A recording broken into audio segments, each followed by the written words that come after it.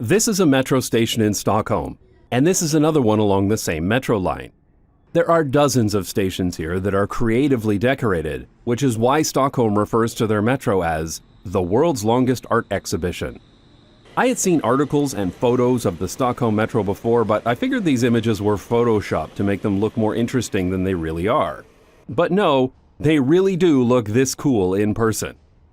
So let me show you what I saw while visiting one of the world's most beautiful metro systems.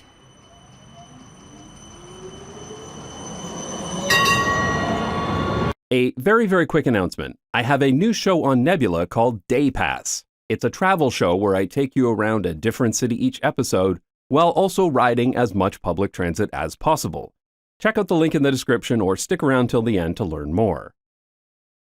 So I was in Stockholm for a few days before Christmas, so while I was in town, I wanted to explore the city, and to see what improvements had been made since the last time I was here, almost 20 years ago.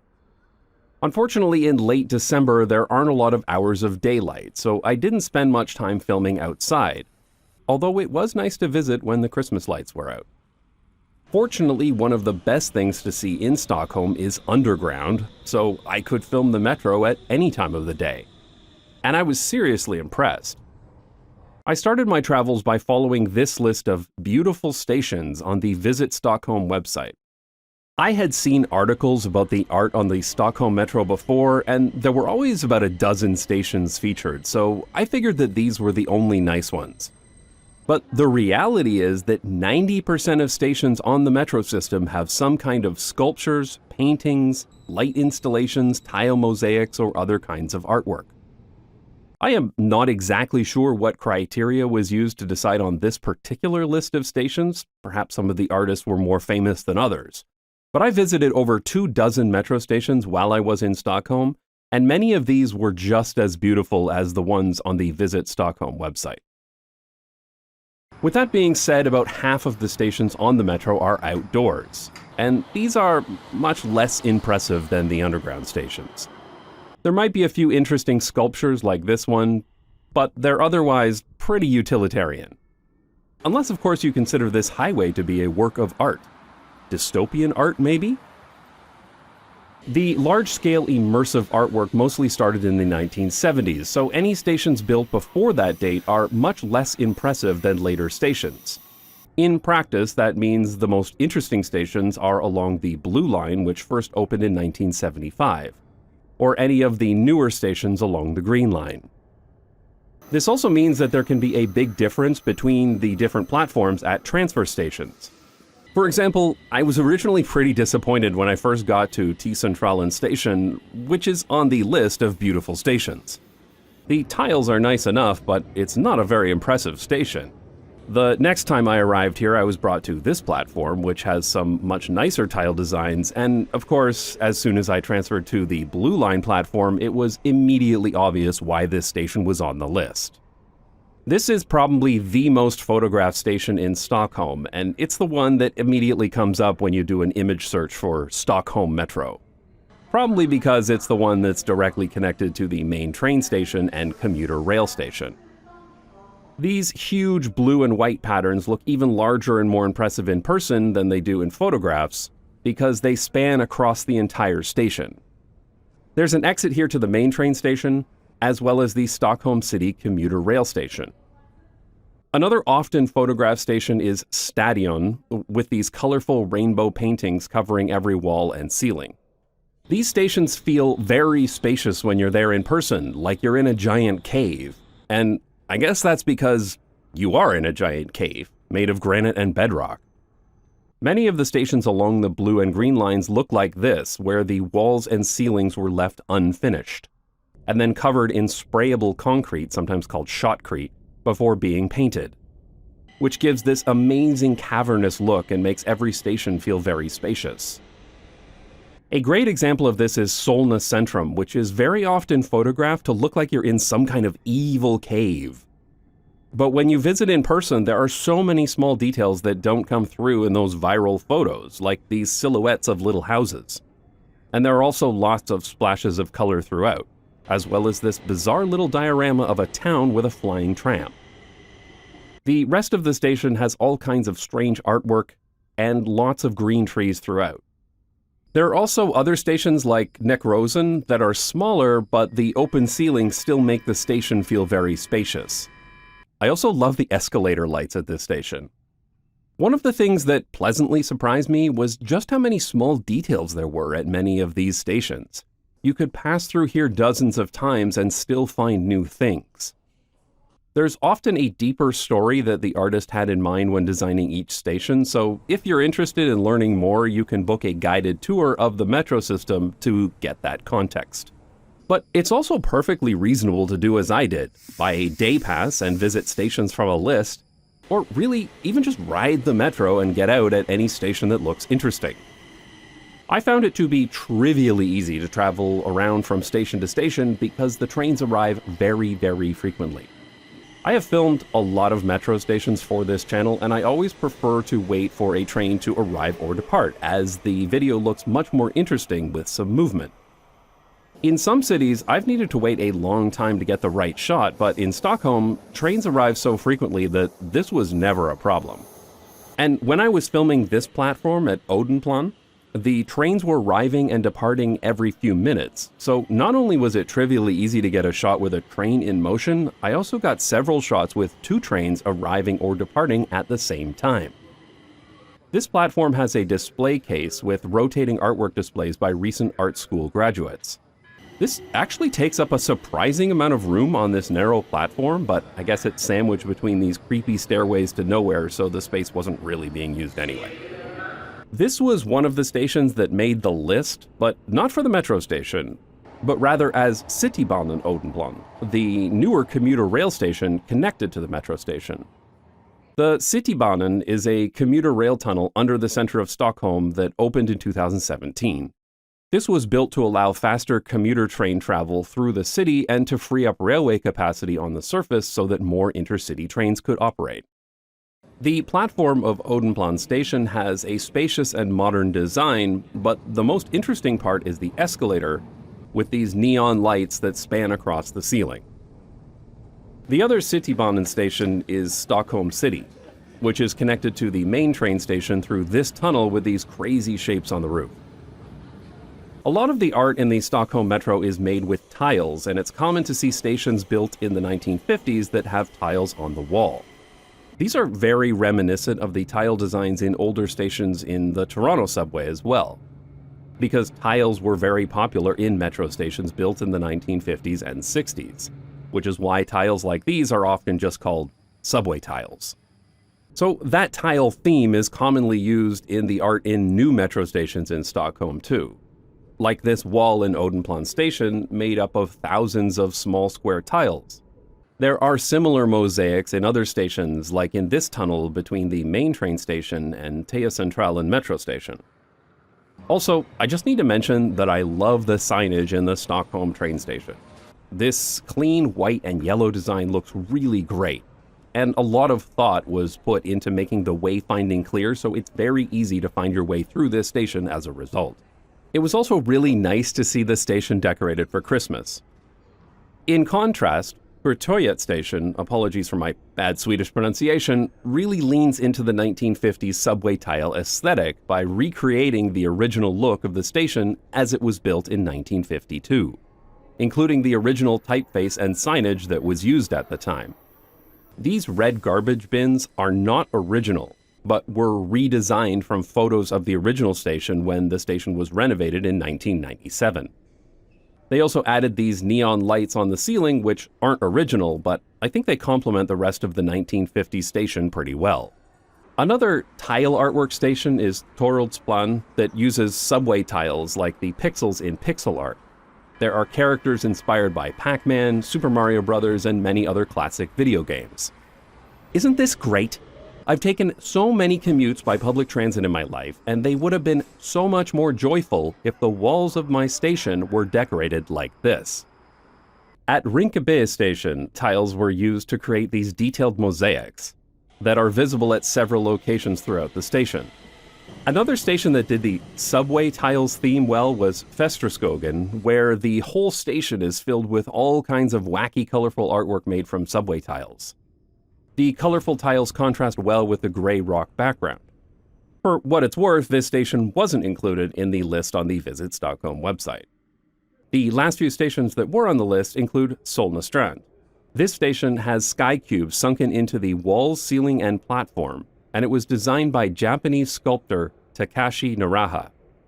It's pretty neat, but I found this station to be much less interesting than many of the others, so I assume it made the list because it was designed by a famous foreign artist, or maybe I just don't understand good art. Another station I found underwhelming was Bargamosen. The only interesting features I saw were these colored glass panels. I'm probably missing something here.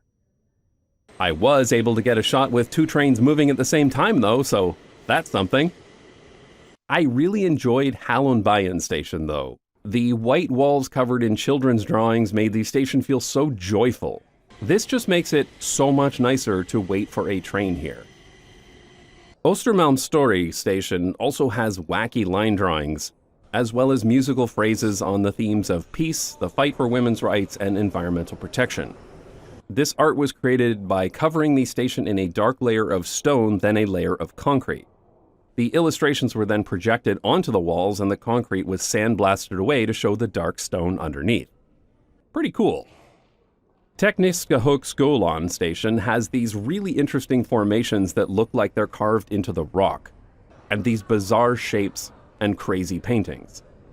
And then one station further along the line is Universitetet, which is covered in scientific drawings featuring the work of the 18th century Swedish biologist Carl Linnaeus, as well as excerpts from the UN Declaration of Universal Human Rights.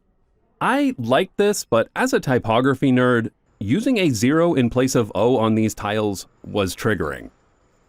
I was also glad to see that the artwork wasn't only installed in the busiest stations in the city center, but also at suburban stations. Like here at Morby Centrum, which is at the very end of the Red Line. And it also has very cool lights on the escalators. Speaking of the end of the line, at any station where trains could leave from more than one platform, there are these speakers on the ceiling that make a ticking noise on whatever side the train is leaving next.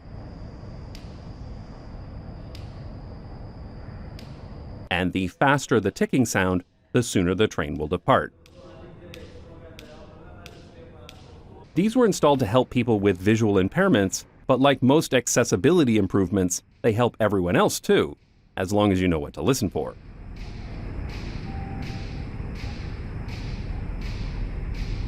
A station I regularly found myself at was Fridhemsplan because it's the main transfer point between the blue and green lines. The green line platforms are yellow with the shotcrete ceiling, and all kinds of different artwork displayed along the walls. And the transfer to the blue line really makes it feel like you're deep underground. There's also a tunnel to transfer to the bus station along with a departure port. I thought at first that this thing on the ceiling was a net to catch falling rocks or something, but on closer inspection, it was part of the artwork as well. The blue line platform has a nautical theme, with ship models and this compass on the wall, as well as lots of other random displays. Bizarre. I also enjoyed these childlike paintings along the platform. I have no idea why this station didn't make the list, as I found it to be more interesting than most. But one station that did make the list and wins the award for the most unhinged artwork is Kunstgarden at the end of the blue line. When I stepped off, I thought it looked pretty similar to the other stations I had seen along the blue line, just with these candy cane-like stripes across the platform and the occasional gargoyle head. It was also interesting to see that they have what looks like bare natural rock without a concrete covering. The more I walked through this station though, the crazier it got, with bizarre statues and random art. Some of these stone pieces are apparently the actual ruins of the 17th century royal palace that used to be located nearby, but burned down and was demolished in the 1800s. Where do you think this door goes? I couldn't manage to get it open. I was actually getting off at this station, and as I was going up the escalator, I noticed that this is one of the stations with this crazy diagonal elevator. There are a few stations that have cool elevators like this that run alongside the escalator, and they move crazy fast. I like these. But what I really appreciated is how the entrance to the station was on a car-free street with a bike path running through it. Pretty nice. Incidentally, I filmed this scene at 4 in the afternoon and it was already this dark, so yeah, I'll be coming back in summer if I want to make a video about any of the stuff on the surface. Anybody who watches this channel regularly knows that I really hate it when a metro exit drops you off at the side of a busy road. The area around a rapid transit stop is some of the most valuable land in the entire city, so it shouldn't be wasted on car infrastructure. So I was very happy to see that Stockholm does a pretty good job of ensuring that the exits to their metro system are pedestrian friendly, with many exits bringing metro riders directly to pedestrianized or low-car streets. And this was the case even at many of the suburban stations I visited, such as here at Tensta. This station brings metro riders directly to a pedestrianized square, even though it's a very suburban station.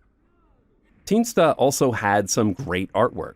The artist clearly leaned into the cave idea and put Neolithic-inspired cave drawings all over the walls. And what looks like somebody's school notes with doodles on it. I can relate. It's just so wonderful to ride a transit system where so much care and thought has been put into making the experience pleasant and enjoyable for transit riders. Obviously, it helps that the Stockholm Metro is quite extensive and that the trains arrive with regular frequency.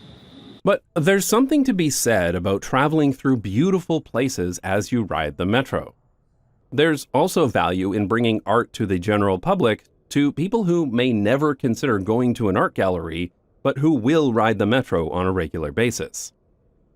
One of the unexpected benefits of station artwork is that each station gets its own identity, and that changes the way you think about it and remember it.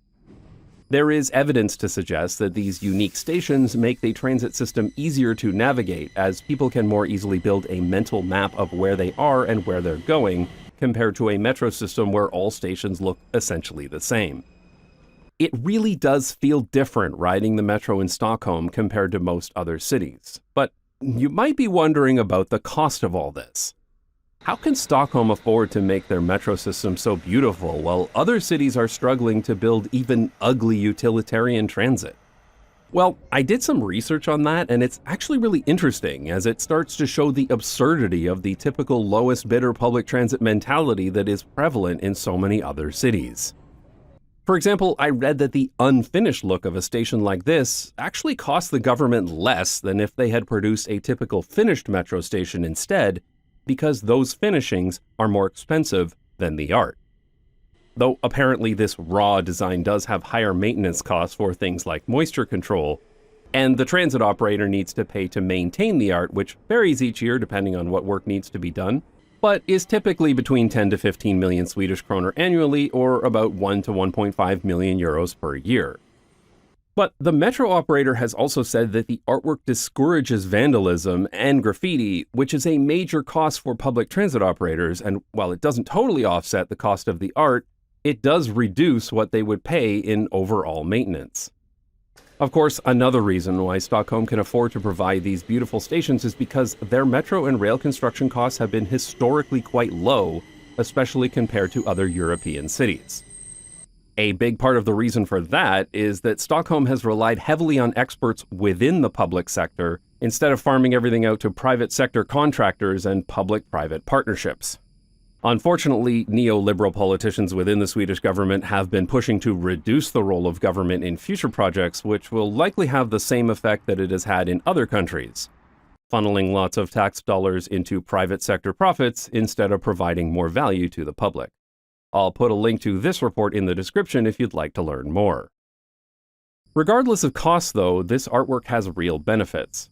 It makes it clear to everyone that the government cares about public transit and treats public transit riders like first-class citizens. And when that happens, people are more likely to want to take public transit. They will also have a sense of civic pride about their transit system and will want it to be successful, and that can only be a good thing, especially for public support for future transit projects.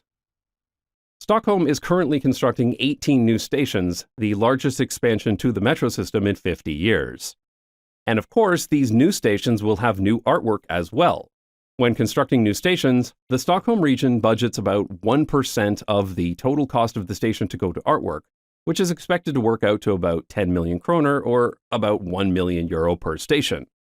Honestly, given the societal benefits alone, that seems like a great deal. And it makes for a metro system that feels inviting and one that people actually want to use, which should be the ultimate goal of any transit system. I know whenever I visit a new city, one of the first things I like to do is explore the transit system. Riding public transit gives you an authentic view of the city and helps you better understand what life is like for the people who live there. If you feel the same, and let's face it, if you've made it this far through the video, you almost certainly do, then let me tell you about my new Nebula show, Day Pass. Day Pass is a travel show where I take you around a city to see interesting urbanist and cultural locations, while also riding as much public transit as possible. The first episode is available right now on Nebula, and I start the series in the most suitable place possible, Nantes in France, the city that had the world's first public transit route. You can watch the first episode of Day Pass right now in the Nebula app on your phone or TV, or by going to nebula.tv/daypass. If you're not familiar with Nebula, it's a subscription streaming service that's owned and operated by creators, not venture capitalists, private equity, or big tech. Which is why Nebula can afford to support creators and to give them a platform to make the videos they want to make. When you sign up to Nebula, you not only support this channel and get early access to all of my future videos, you also get access to thousands of videos from over 250 talented creators, all without any ads or sponsorships. You'll also get access to Nebula Originals, which includes unique shows like Day Pass, but also documentary films and many other videos that are only available on Nebula. It's amazing what can be accomplished when you cut big tech out of the picture. Nebula also has gift cards, and my Dutch viewers will be glad to know that you can buy them with Ideal. You can even send one to yourself if you just want to try Nebula without using a credit card. So if you want to support a streaming service with lots of original high-quality videos that's also dedicated to making creators the best that they can be, then consider signing up to Nebula. If you sign up using the link go.nebula.tv/notjustbikes or buy a gift card at gift.nebula.tv/notjustbikes, then you'll support this channel financially and get 50% off an annual subscription. Thanks to everyone who supports this channel on Nebula, on Patreon, or even here on YouTube by watching this video all the way through to the end. I appreciate it.